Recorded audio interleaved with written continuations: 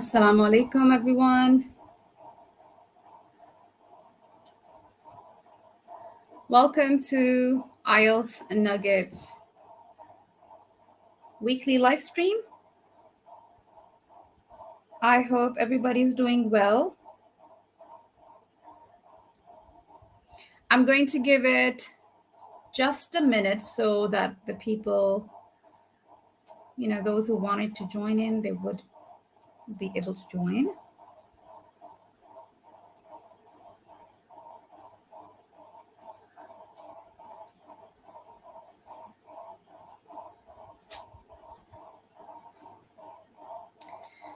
Let's see. I'm going to wait just for a few minutes.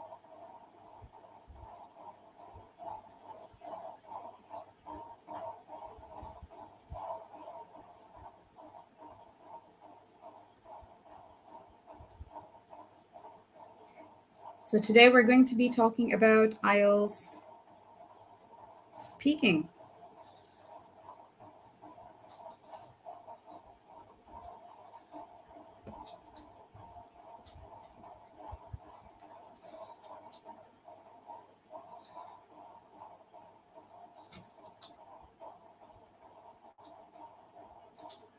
All right, just waiting for a few more seconds.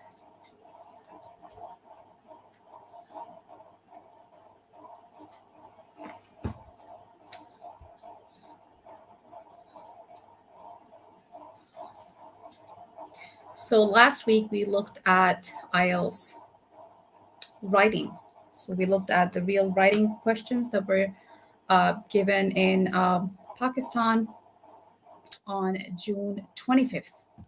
And we looked at the writing questions and we saw how we could have really answered them to achieve a higher band score. Today we're going to get into June 15th, and I did initially, plan for talking about June 27th questions as well, but I'm afraid, although you see it on your screens, but I won't be able to, get into the second test, June 27th questions, inshallah, in the next, live, I'm going to talk about those. So what I'm going to do is I'm going to get into the June 15th questions. So what we're going to do is we're going to talk about part 1, part 2, and part 3. So the questions that were really given. And let me tell more people to see if they can join in now.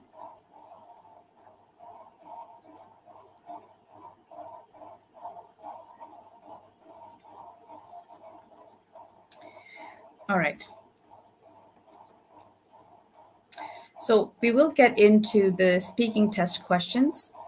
And so I'm going to let you guess the theme that was used for June 15th questions, especially part 1. And if you know, now right now in today's session, I'm not going to look into the the format. What I'm doing is I'm basically talking about the questions themselves. So we can have a different, life that can be done on the format of the speaking test. But today we're just getting straight into the questions and how well we can respond to these questions to achieve a higher band score.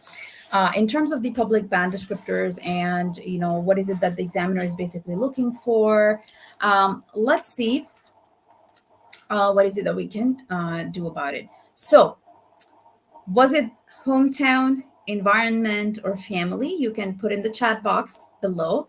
What do you really think was used, to give questions or ask questions for part 1 in the IELTS test?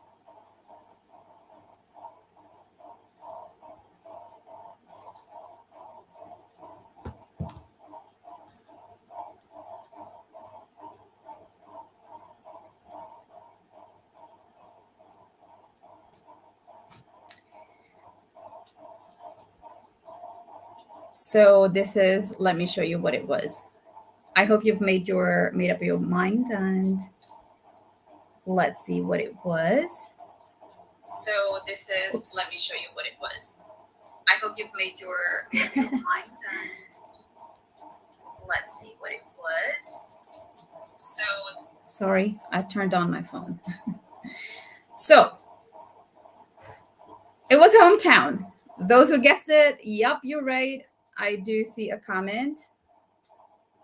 Sahar, thank you so much for joining in and for responding as well. I'm totally obliged. Sahar, she's amazing. So today in our live broadcast, we have somebody who has got a massive amount of experience when it comes to the IELTS test. She has managed a team of IELTS tutors and trainers at the British Council for years and years. So I'm totally excited to have Sahar around. And Sahar did mention that it was hometown, and of course that's right. It was hometown. So when you get a question, regarding hometown, obviously you do have to talk about your own hometown.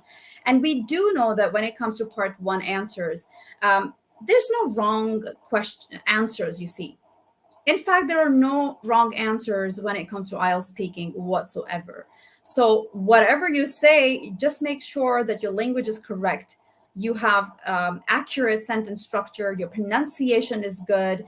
You don't really have to worry about your accent even.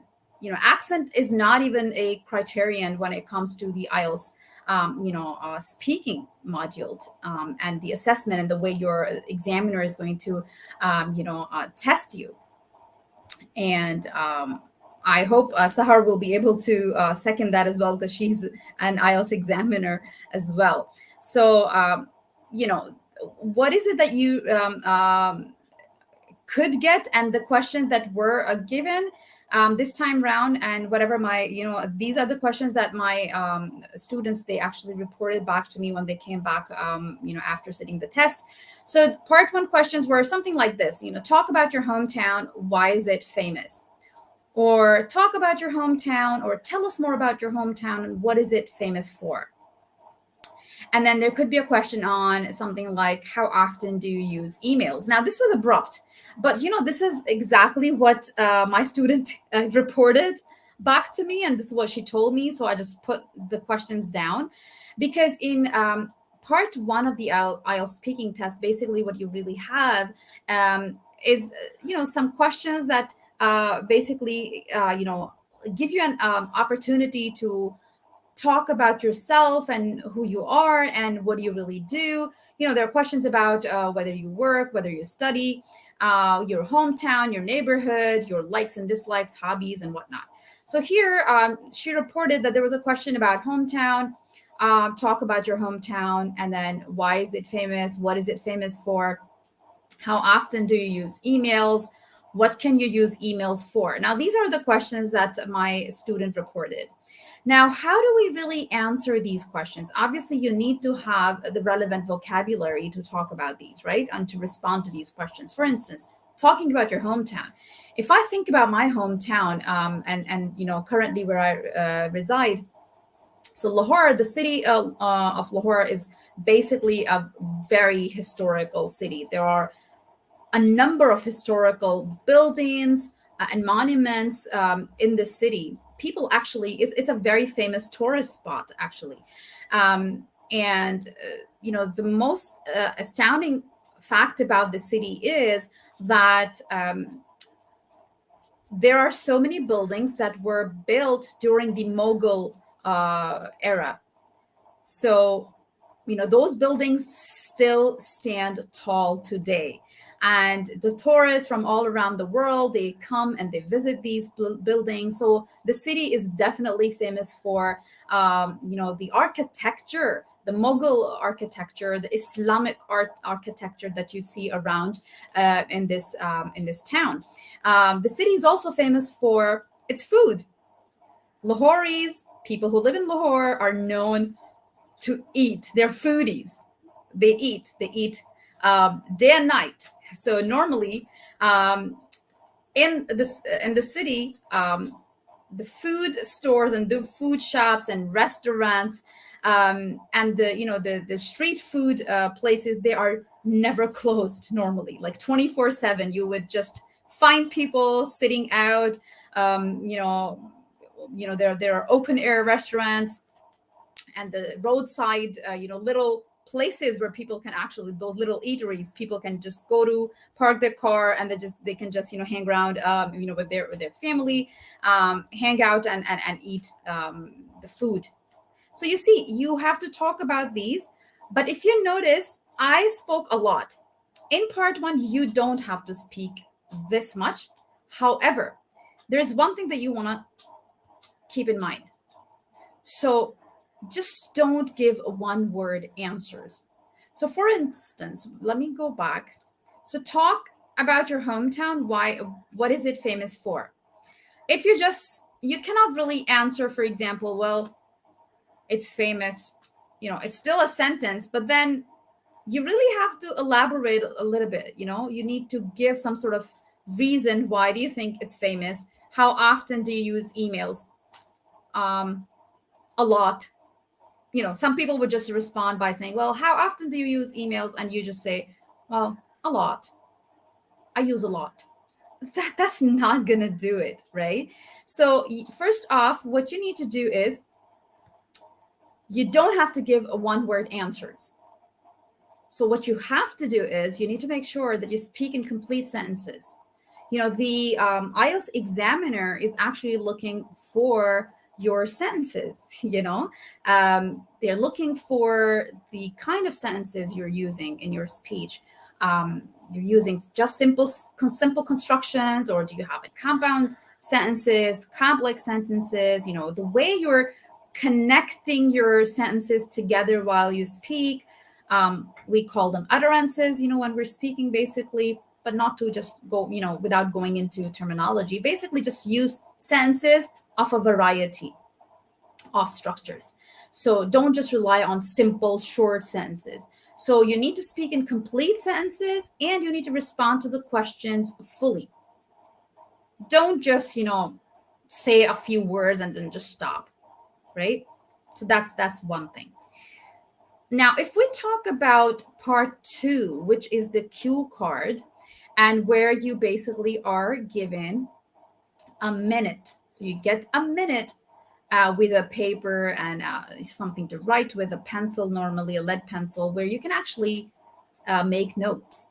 And you're encouraged to make notes, because you've got a bunch of, questions, bullet points that you need to respond to.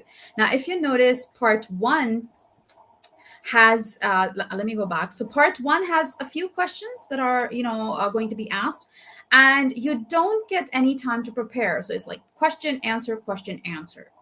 So you cannot take notes. You can't really think. And it's like a sort of a rapid fire kind of a, round, you can say. Now for part 2, because you have a minute to prepare, use this time really wisely. Take notes.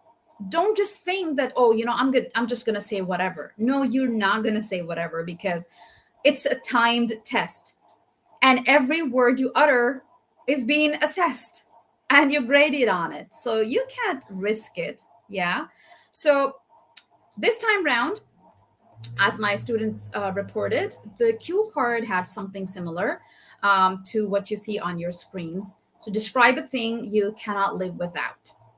And then it said, basically, it was written that it shouldn't be a mobile phone or a computer, because, it's a given that people these days, they can't live without their mobile phones, their cell phones, or their computers. So it's like an obvious thing. So, they did tell you already that you're not going to talk about your cell phone or your mobile phone or your computer, because they say these have become an extra limb to this human race now. So you see, especially the Gen Z, this young generation now, it's like they have an extra limb, which is their gadget that they carry around all the time. So not that. What is it that you have to talk about? You need to pick something that you can talk about. And there are a few bullet points that were given on the cue card, such as what it is. Obviously, you want to talk about what that thing is. How long have you had it for? And why you can't live without it. And explain how you felt when you were without it. So a time when you were without it, and you need to explain that. Now, I do see a few people who have joined the live. Could you please put in the comment section, where are you tuning in from? What do you do? Which city you're tuning in from? And what is it that you would want me to, if you have any questions, you can ask me right now, and I would try to answer those as well. So when it comes to part 2, which is a cue card, what you really need to do is you need to answer, obviously, all the points, right? And you need to make notes. And what you don't have to do is, you don't have to read from your notes. So yes, you need to prepare your notes. Very, very important. I highly recommend that you do that. Don't just rely on saying whatever impromptu. Don't do that. But it's equally important that you do not speak, while kind of, it's a speaking test, basically. Let's put it this way. It's a speaking test. So you don't read off your notes. Okay. And that's why eye contact is important, right? I do have my notes, by the way. You won't be able to see them. I do have my notes. You see, I'm a trainer. I've been doing this for so long, but I do have my notes. But if you notice, I'm not really like always looking down. I do look here and there because I'm checking my cell phone for, whatever, going on with my life, just to check. But then I do have my notes. You see, notes are important when you're speaking in this kind of a situation, where whether you're doing a Facebook Live or, whatever, but also for your part 2. Right? So you need to have this eye contact. It's important, and you need to use appropriate cohesive devices. Thank you for tuning in, Raman Raman from India. Thank you so much. And so you need to use appropriate cohesive devices. So devices, words such as, if you're talking about something and you need to, logically describe it step by step. So you can say something like, well, first of all, so if you're giving your first point, for example, like, first of all, secondly, I think, in my opinion, so you can use these kinds of transition words and the cohesive devices to, create that kind of cohesion in speaking as well. Now, if you have been learning how to write an essay or any sort of academic writing, you would know that it's important to logically connect your ideas and your sentences. It's equally important that your speech while you're speaking is logically connected and it makes sense. So you need to speak logically, and your ideas should naturally flow. Don't overdo as well. Don't use these devices such as, well, first of all, therefore, moreover, in my opinion. Don't just repeatedly use in my opinion. Don't do that, right? Don't overdo it. Have a good variety and use it in a logical, natural way. And then respond to each point on the cue card. Try to respond to everything that you've been asked. Actually, it really helps. Now, if I go back and show you the cue card once again, if you look at it, it actually gives you a very good roadmap for your talk. You know what I mean? Like, it gives you a very good roadmap. So you just look at the bullet points, don't read from the notes. However, just kind of put this in your mind that you need to answer these bullet points one after the other. They don't have to be necessarily in this order, but you try your best to respond to every single point. May not be in the same order. It depends on the way you logically frame your answer and your response, right? So when you think about this, And I've been really thinking about it. It was a very interesting question, like describe a thing that you can't live without. And I was like, what is it that I can't live without? I'm pretty old school. So I was like, it's got to be my wristwatch then, right? Now,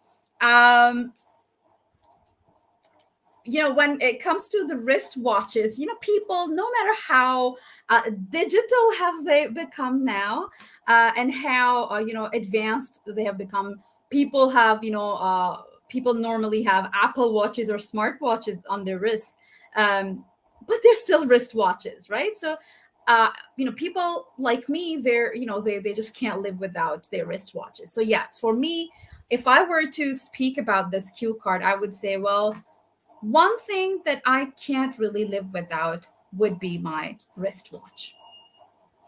And you see, the next point is, how long have you had it for? So you just kind of see what is it, and then you just respond in a very logical way. So, well, one thing that I absolutely can't live without is my wristwatch.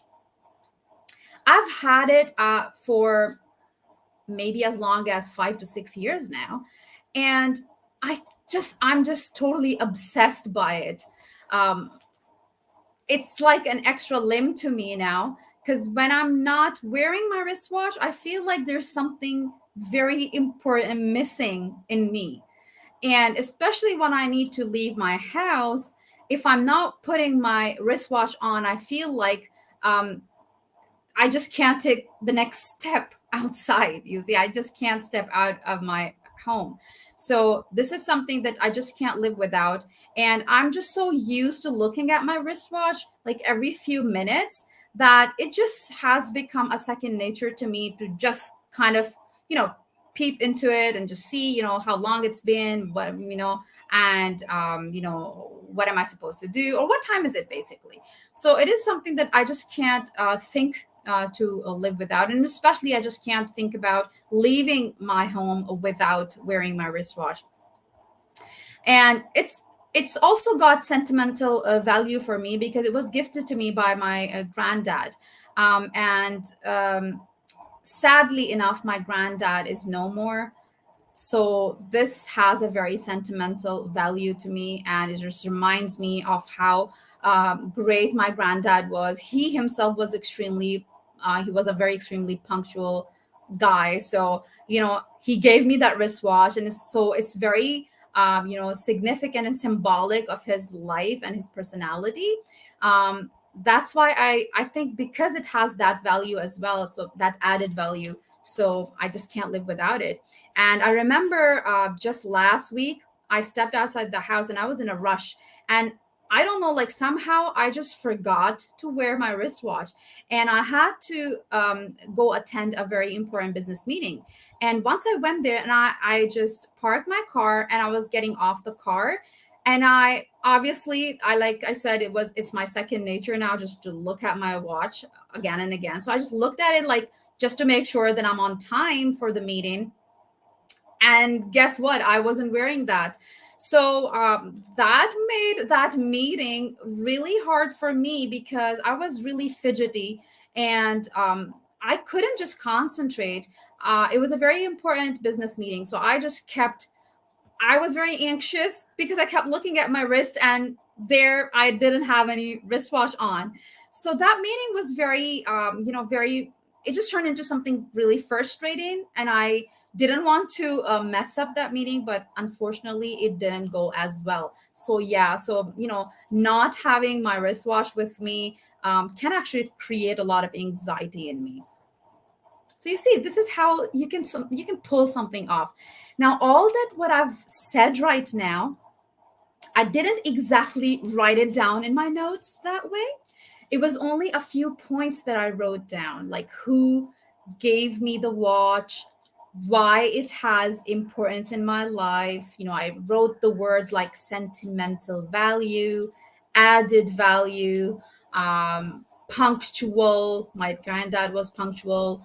So I just wrote down this vocabulary to help me. Raman says, I have filled the exam. So you've registered the exam for July 9th. Oh, that's like around the corner, Raman. So he's really worried about speaking. I get you. You see, the thing is, if you've practiced enough in the right direction, Raman, there's no need to worry about it. You see, if you could get hold of a good instructor who could give you a mock test a couple of days, which is I think maybe tomorrow, a couple of days before your actual test, the trainer can help you with lowering your anxiety level and kind of tell you where you truly stand. But an advice and a suggestion to that I would give all those who are watching me right now, and those who would watch the replay, my sincere advice is do not register for the test until you're fully 100% confident that you're ready. Okay, I repeat, do not register for the test unless you're completely ready for it. And how would you really know that you're ready for it now? The only way to know that is when you do some mock tests. And by the way, don't just go to any crazy websites out there. There's a plethora of incorrect and substandard information and material and oh my god, crazy content that is out there on Google. You can just it just makes you dizzy, the amount of substandard content that is out there when it comes to IELTS. So don't fall for anything like that. Just there are literally few good and effective sources out there, to be honest, that can really help you with authentic material. Just use, first of all, exhaust all your resources from the authentic sources. For instance, IELTS.org, IDP, all the websites, the local websites for IDP, and British Council. Use these first, right? Exhaust all these resources that are given on their websites, because they're, those are, highly qualified, trained researchers who produce and content developers who create the content there. So I would highly recommend start off your, IELTS practice by using the Cambridge IELTS series. So all those mock tests that are given in the Cambridge IELTS series, now we have, I think the last one that we've got now is Cambridge IELTS 16. Use that and go backwards. Start off with 16. If you're done with all of those tests, then go down and then go for, do IELTS 15, then IELTS 14, depending on how much, you really need. Once you've identified your weak areas, let it be speaking or listening or whatever, skill. For instance, if in speaking you've realized and noticed that it's your tenses that you struggle with, or it's the cohesive devices that you struggle with more, or maybe it's a pronunciation of certain words that you struggle with, then, practice and use resources that would improve that particular or those particular areas. I hope this makes sense, right? Can you put in the comment box below if whatever I'm saying makes sense? I see there are more people who've just joined. Could you please introduce yourself and let me know at least where are you tuning in from? Which city, which country, and if you have registered soon, and if you have any questions. I am glad that you're here. Thank you so much for tuning in. So yeah, so that was a digression there. Back to our test questions. So you see, what you need to do is you need to logically, connect your ideas, especially in part 2. You need to make sure that the ideas flow logically, your vocabulary is good, your sentence structure is accurate, and your speech is natural. One more advice that I would give you is don't sound robotic, right? Because, if the IELTS examiner kind of, gets that you have probably memorized some answers, maybe from a website or from a preparation guidebook or whatever. If the examiner, senses that you have memorized a certain response, trust me, your band score is gonna it's just gonna drop down like crazy. So don't speak in a robotic tone. Sound natural, sound human. A little bit of hesitation, a little bit of, those ums and ahs, maybe a few here and there are okay. They're a feature of connected human speech. But a lot of hesitation, a lot of ums and ers, they aren't obviously that good. They hinder your fluency. Now, we did talk about these. I'm going to move on to the third part, which is the longest part of the test, the last part, the final part of the test. These are some questions that my students reported back to me. You can see them on your screen. Why do young kids carry toys around with them? Why are the teenagers crazy to buy the latest devices? How do advertisements influence people to buy things? And do you think the sales and promotions are actually helpful for the buyers? So there are, a bunch of questions that were asked. Now, what is really important for answering part 3 questions is, let me show you that first, and then I can answer some of the questions for you here. So if you notice, some of the points are the same as I have already mentioned for part 2. The do's that you have to do. The don't, as you see here, is that you shouldn't hesitate to give your own opinion.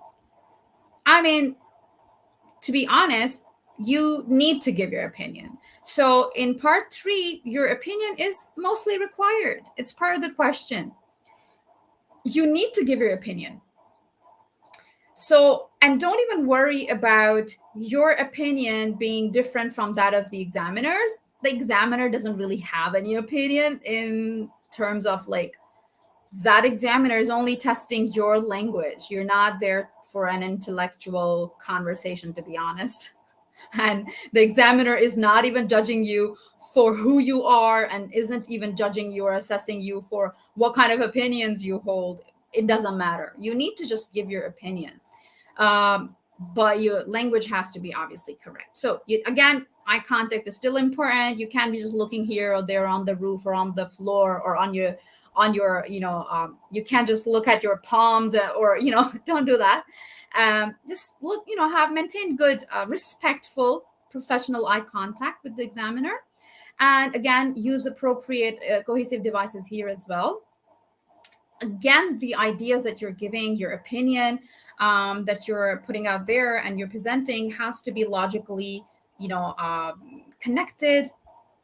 And something that is even more important in part 3 is you need to expand on your answers. I mean, you can't just answer in 1 or 2 sentences. Don't do that. Elaborate. Elaborate by giving, Raman, that's a very good question. I'm coming towards it. So how do you elaborate and give, more detailed response? You do that by giving examples.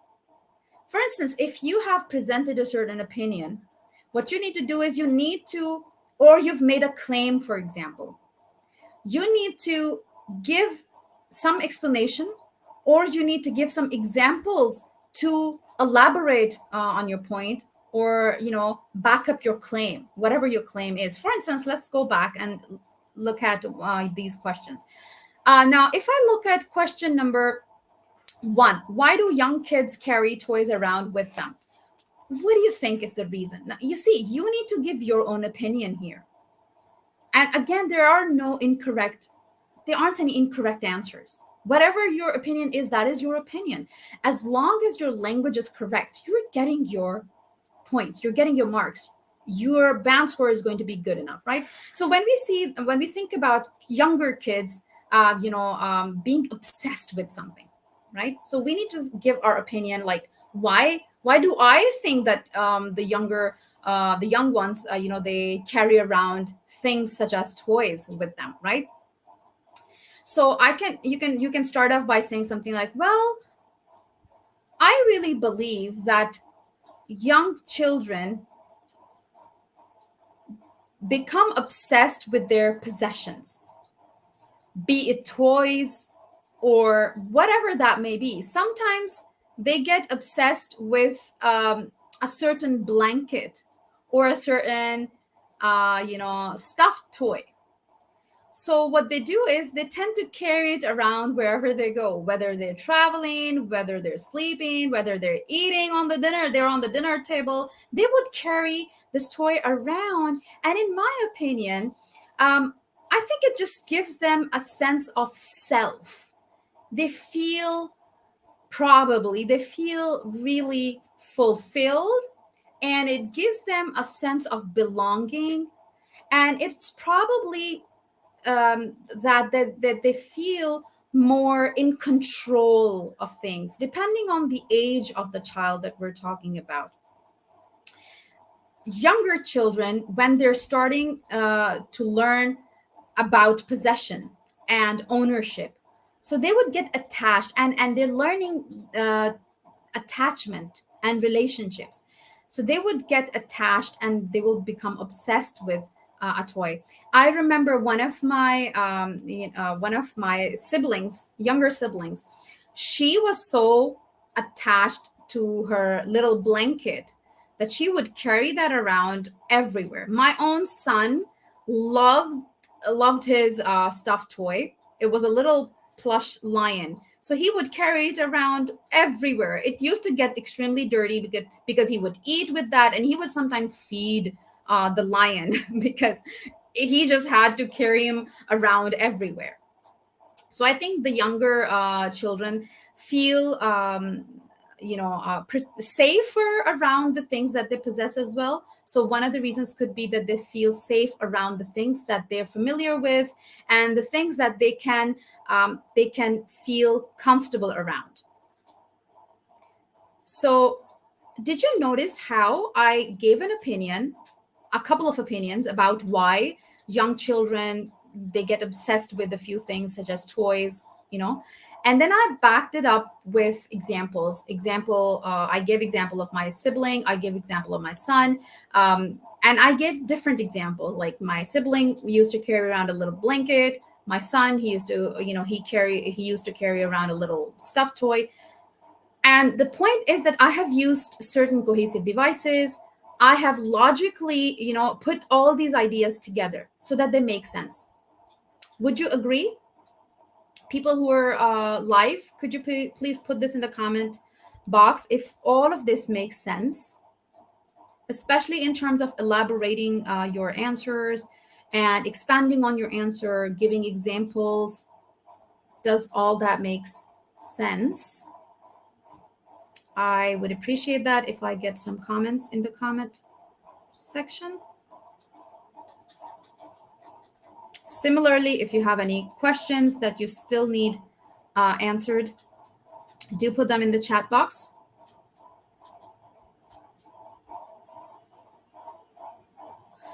So when it comes to the rest of the questions here, for instance, why are the teenagers crazy to buy the latest devices? Again, you can give your opinion, and you can start off by something like, if you started the first question by, well, I strongly believe. Now you can use a different device, right? So you can say, in my opinion, adolescent brain is wired quite differently when we compare a teenager's brain to an adult brain. I strongly believe that adolescents have a very different kind of neural wiring. So they don't think and make decisions the way adults would make. So they can get very obsessive and compulsive when it comes to shopping. And they can shop, out of their impulses. They can do impulsive shopping.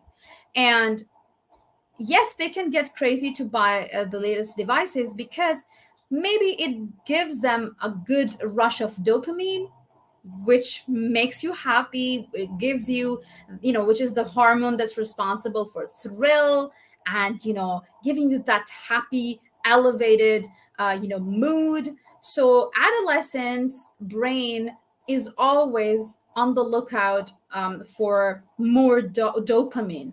And, compared to adults, teenagers do actually need it more. They need dopamine in more quantity. So I think one of the major reasons for the teenagers to go really crazy about, purchasing these all the latest devices, such as gadgets and gizmos, is because it just gives them a lot of dope. It makes them happy. It makes them feel accomplished. It gives them that sense of achievement, and they feel accomplished. They feel like they have done something great, and now they own this new gadget, so they can brag about it with with their friends, and they can feel good about themselves. For teenagers, it's really important that they feel good about themselves. So their ego is building, and because their brain hasn't developed yet, they make irrational decisions as well. Sometimes they probably don't even need that latest device, but they would still feel compelled to buy it, and they would actually purchase it because they really need to feel, they have that urge to go and just get that. And Misbah added, it makes them feel cool among in their circle. Yeah, absolutely. So they have got a lot of pressure. So another reason why teenagers could, get into impulsive buying, especially for the latest devices, is because they want that recognition, that spotlight, and there is a lot of peer pressure as well. So sometimes they buy out of peer pressure. Very good points, Misbah. Well done. It's all about acceptance and recognition. Absolutely. To be in the spotlight. Yep. Many teenagers enjoy the spotlight. So this could be one of the reasons. And now I would tell you something, another secret tip that I can give you now is that when you're answering part 3 questions, think of it in your head. Think of it as writing an essay. So if you've already practiced how to write an IELTS essay, or especially IELTS essay, that's going to be really good. But if you haven't yet practiced how to write an IELTS essay, that is writing task 2. If you know how to write a good academic argumentative essay, think of that. Just organize your thoughts in the form of an essay in your head. So, first paragraph, so you introduce your idea, you introduce your opinion. So, for example, when I said, well, I strongly believe that adolescent brain is wired differently when we compare it to the adult brain. You see, this was my intro. So we know that in the essay, we have the introduction part, right? So you've got that covered in your head. Then you move on and you think about your first body paragraph. Now, imagine that in your head, but you're not writing, you're speaking. So when you speak, when you utter those sentences, those are going to be a bit different, obviously, because you're not writing. The written expression is going to be slightly different when you're speaking. So then you move on and you give your second body paragraph. First body paragraph. Obviously, you're not speaking in paragraphs, but just to organize it in your head, right? So you speak that way. You give your first, point as if you're writing the first body paragraph, and then the second body paragraph, and then the conclusion, right? So for every question in part 3, make sure you've got this framework in your head. Just do that. Practice it that way, right? Thank you, Ms. Ba. Yes, it's a great tip. It's really going to come in handy, inshallah. Raman says, if are not able give answers of some questions, then what? Okay, I think I got your question. So Raman has asked that what if we're not able to give answers to some of the questions? Very good question. Now, sometimes we don't know how to respond to a question because we don't have that experience, So here is a tip for you. You see, IELTS is not the test of your, number one, your general knowledge. It's not a test of your general knowledge. 2, it's not the test of your, who you are in terms of your opinions, right? It's not that. So when it's not a test of your IQ either. You know, it's not testing how smart and intelligent you are. So not general knowledge, you know, it's not about your opinion. It's not about how smart and how intelligent you are. It's not that. It's just a test to assess your language proficiency, right? English language proficiency. If you don't know you know, how to really truly respond to a question, just there you have two options. One, make up something. Just say whatever. Tell you something. When I was answering part 2 questions, I made up half of it. It wasn't, I don't have any wristwatch that my granddad gave me, to be honest. My granddad passed away long time ago when I was a child. May Allah bless him. May Allah have mercy on him. So it wasn't even true. It just came to my mind and I just made it up. Second of all, none of my siblings was obsessed with a blanket. It was actually me. I could have used myself, but while I was in the flow of it, I just made it up. You see, I mean, I would recommend that you don't lie, but the thing is, no one's judging you on being honest in the IELTS test. I mean, it sounds crazy. I'm not even encouraging you to lie, but you know, just make up something, because you're just answering questions. They can be hypothetical. They can be made up stories that you have just created in your head. So don't worry about that. Now, one is you make up something. Two, be honest. I have actually done that many times, you know, in not even just IELTS test, in many other tests, for example, where you have to give an answer that you really don't know how to respond to.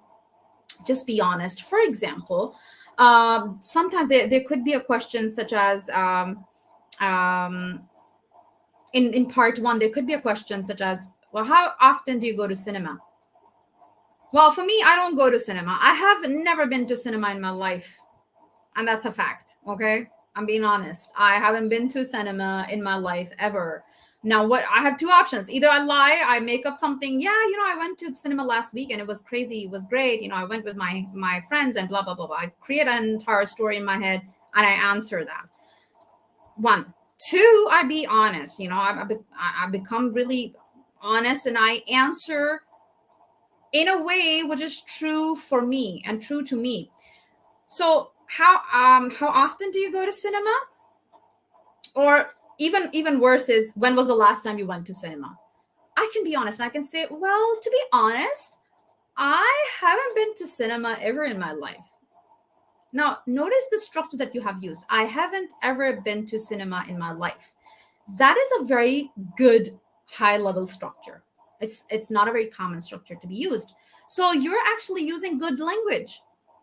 Like I said, don't be afraid to give your opinion. The examiner doesn't care if you went to the cinema last weekend or if you have never been to cinema ever. The examiner doesn't care, right? So I can be honest and I can simply say, well, I haven't been to be honest. I'll be honest, I haven't been to cinema in my life. And that's because, and then you give a little, you know, if it's part 1, you just give one short explanation as to why you haven't been to cinema ever. And so you can say, well, to be honest, I haven't been to cinema in my life ever. It's because it just never occurred to me that I'll have to go and go to a cinema, because it's just not our family tradition. We in our family have never been to a cinema. So I grew up not going to cinema at all.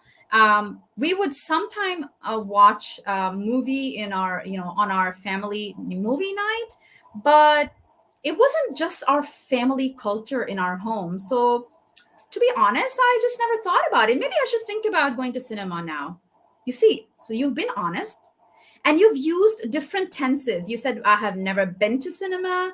It wasn't the culture in my family, but we used to have movie nights. Maybe I should go to the cinema. Maybe I should think about going to the cinema. So you see, you have used a variety of sentence structures. You've used a variety of tenses.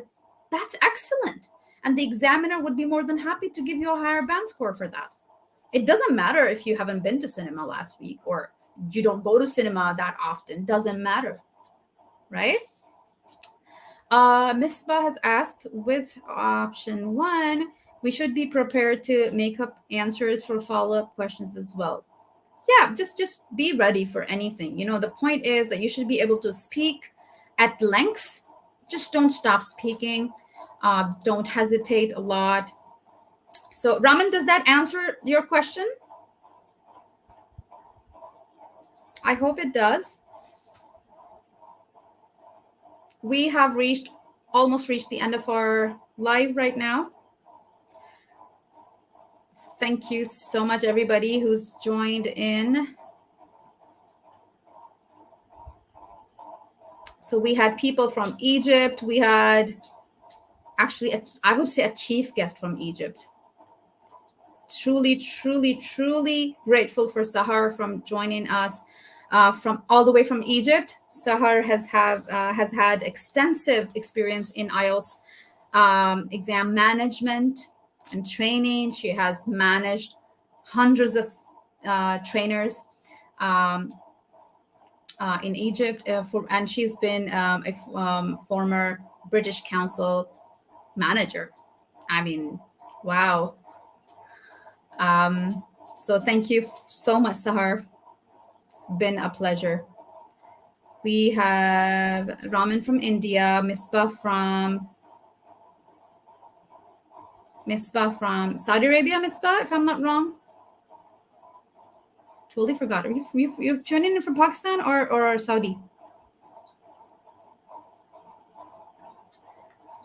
Yes, Raman, go ahead. But did I answer your previous question? Misbah, I'm so sorry, Pakistan. Misbah is my student. She's my premium course student, actually, and I completely I don't know why I thought that she's from tuning in from Saudi. I'm so sorry, Misbah. I confused you with somebody else from Saudi. Raman, you can ask your question right now. We've reached the end of our live, by the way. I'm sorry, I won't be able to go through the other test questions because it turned out to be a pretty long live. Inshallah, our next live, we are going to talk about the rest of the speaking questions. But if you want me to touch on a different skill, for instance, our first live was on writing. Our second live today is on speaking. If you want me to do a different live, like on a different skill, I can think about that as well. Misbah, you're amazing. Thank you so much. Raman, you can ask your question. Misbah, do you have any other question? Yes, inshallah, it's going to be saved. I'm going to the replay will be available, inshallah, in a matter of a few hours, inshallah. Who else is here? I see 5 people still sticking around. People, could you please mention where you're tuning in from? I would appreciate that. Could everybody please mention where are you tuning in from? I would love to read your comments. Just introduce yourself. Raman, are you going to ask your question? Because I need to wrap up. I've got like 3 minutes, 2 minutes to go. Couple of minutes. By the way, people who would watch the replay, inshallah, they can still ask questions by commenting on the replay. I would keep the chat box open on the replay. I appreciate it, Misbah. Anytime, Misbah. Obviously, we need to. We will get more deeply into our course. Misbah is with me in my premium course. It's called the IELTS L2 course.